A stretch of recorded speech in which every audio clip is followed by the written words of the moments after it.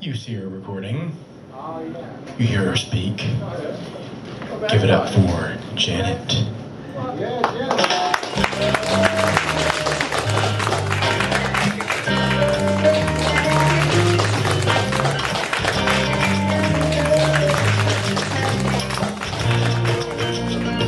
I picked this microphone because it's a little closer to you guys. Hi. Thank you very much. I had to make sure I was here because I knew you guys weren't going to be around next week, and so I thought I'd read some things from books and something new. And the first thing I was going to read was from a book of mine of performance art poems called Chapter 38 V2. And this poem is called The Way You Tease Me. What I think I like the most about you is the way you always leave me wanting more. And then when you kiss me and when you start to pull back, I want to cock your head and lean and then kiss you again. But I never know if you'll let me. What I think I like the most about you is the way you roll your sultry, deep voice over me like a wave of heat on a summer afternoon. You use a pause to tease me with your words until sweat dances down my back and kisses my skin. What I think I like the most about you is the way you glide your arms around my waist and make me want to just collapse in your grasp and run my hands up and down your back until I hear you moan and sigh.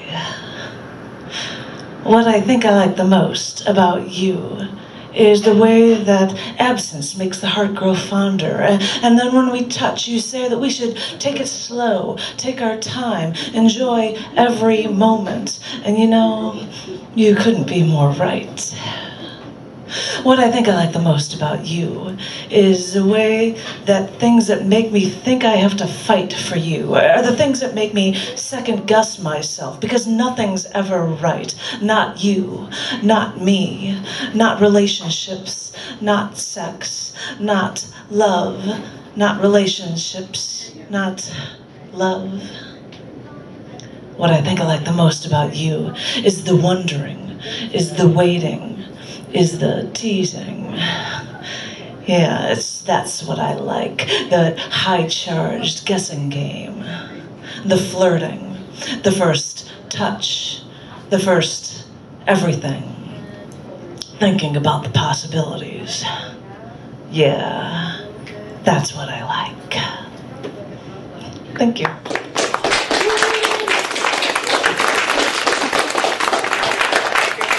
The next piece I wanted to read for you is a poem from the periodic table of poetry. I wrote, because I was crazy and challenged myself, to write a poem for every element in the periodic table. And I thought I'd share one with you. That was quite a challenge. And one of the ones I actually did in the form of a song. This is why I had to put my periodic table poetry book on a stand so I could do this for. This is number 50 in the periodic table, and it's called Tin.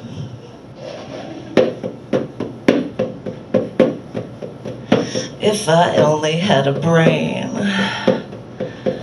If I only had a brain, I'd get out from under this bent tin roof that covers me while I sleep at night.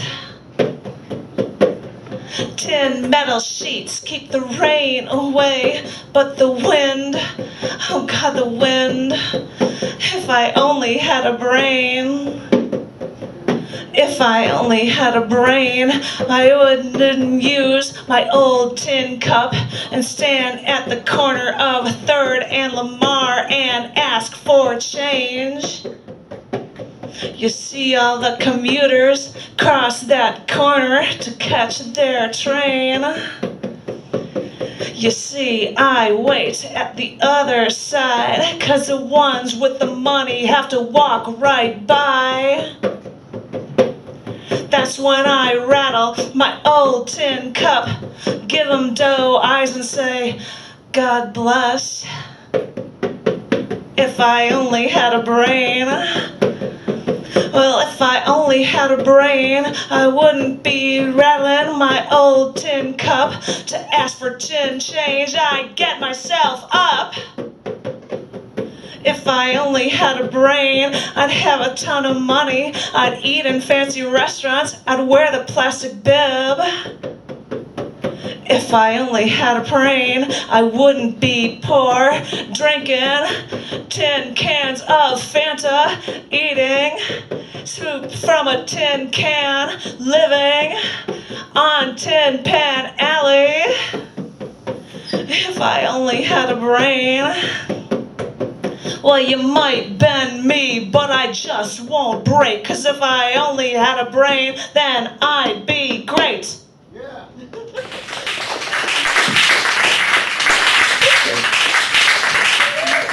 Hello, who is it? I thought I would do something new for you that I only happen to have on my phone. And this is called Violations in the Name of Love. A long time ago, a longtime friend was engaged to the man of her dreams. But she violated their trust when she started sleeping with a coworker. She told me, I love this guy, but everyone loves my once fiancé. I told her, well, I told her I hope it works out. And apparently it did. Her longtime love forgave her. The wedding was on again. She even asked me to be a bridesmaid, but that's when everything started going so wrong.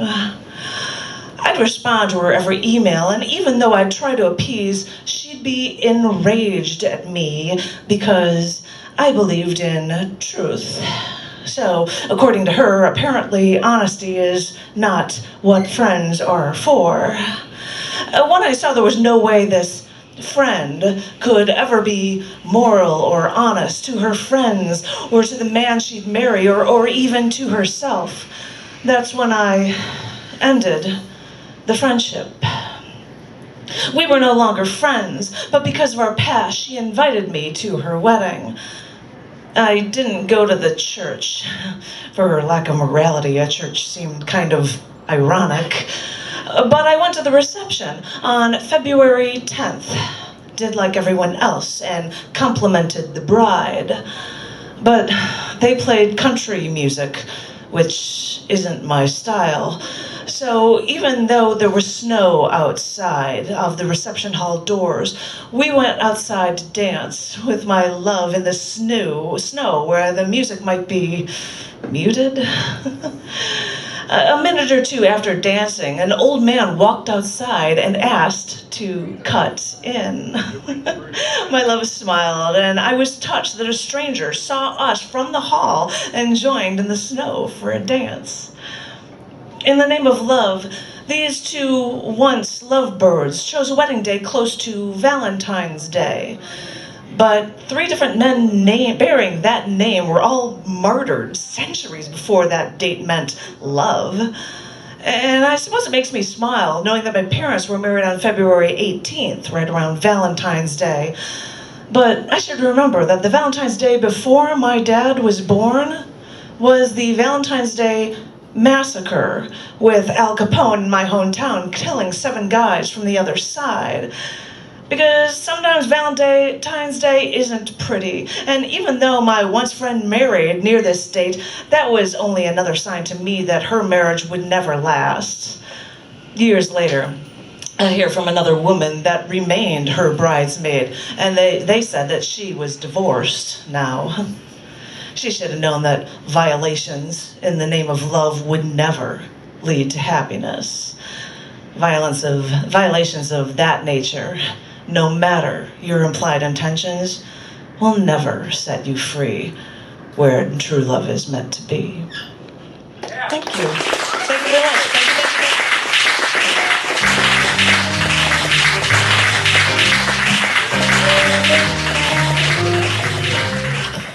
Give it up for Janet.